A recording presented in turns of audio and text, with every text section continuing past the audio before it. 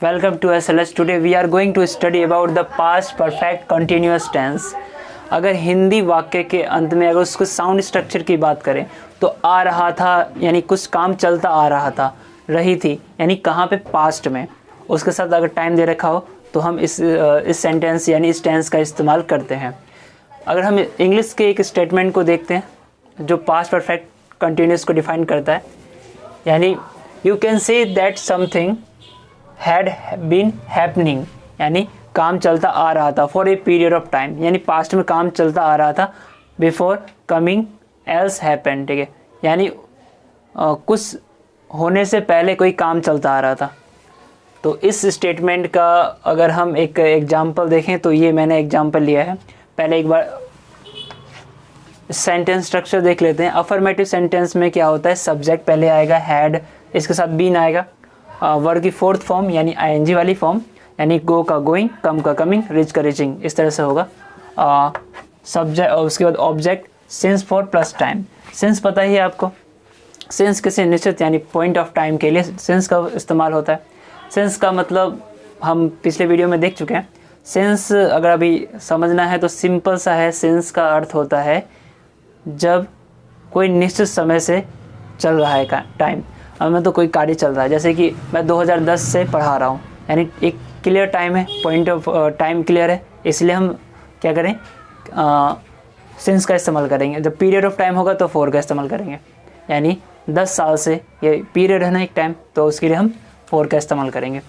जैसे कि इस सेंटेंस को देखते हैं, क्या है, सब्जेक्ट यूज़ किया है हैड बीन प्लेइंग, है ना, वर्ब की fourth form plus object since या फॉर, और ये टाइम यहाँ पे इस्तेमाल किया है। We had been playing tennis for a about half an hour, यानी हम टेनिस खेलते आ रहे थे आधे घंटे, लगभग आधे घंटे से, तभी it started to rain heavily, उसी वक्त क्या हुआ, जब बारिश स्टार्ट हुई उससे पहले आधे घंटे से खेलते आ रहे थे टेनिस। तो इस तरह के सेंटेंस को हम इसमें बनाते हैं, थोड़ा और प्रैक्टिस करते हैं इस पर।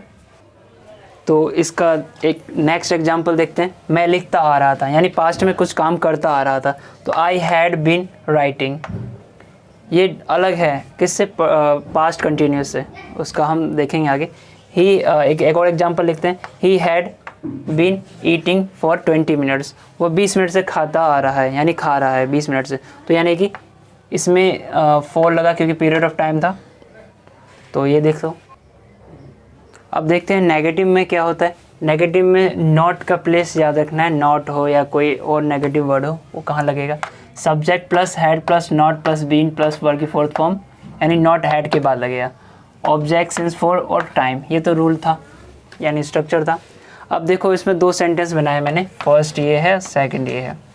बच्चे 2 घंटे से नहीं पढ़ रहे थे, यानी the children had not been reading for 2 hours, simple सा, नॉट लगा हैड के बाद।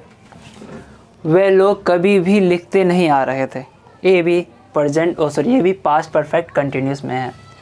तो जैसे हो गया दे हैड, कभी भी नहीं को क्या कहते हैं, कभी नहीं को क्या कहते हैं, नेवर कहते हैं, तो they had never been writing. अब इंटेरोगेटिव में देखते हैं। इंटेरोगेटिव में पता है कि आपको प्रश्न पूछे जाते हैं, तो यहाँ पे प्रश्न यानी क्वेश्चन मार्क लगेगा सब में, क्वेश्चन मार्क यहाँ लगेगा। अब देखो यहाँ पे जैसे कि रूल क्या होता है कि जो हेल्पिंग वर्ब था वो सब्जेक्ट से पहले आ जाएगा। WH फैमिली में यहाँ कोई WH फैमिली वाला वर्ड होगा, जैसे हु, हाउ या इत्यादि, तो उसके बाद सेंटेंस स्ट्रक्चर यही रहेगा। तो देखो क्या बच्चे 2 घंटे से नहीं पढ़ रहे थे, तो क्या होगा, हैड पहले आ गया, had the children not been reading for 2 hours. और दूसरा सेंटेंस देखते हैं, क्या वे लोग कभी भी लिखते नहीं आ रहे थे, तो इस तरह का सेंटेंस में क्या होगा, had they never been writing, simple सा है। Thank you, like subscribe my channels and note down that.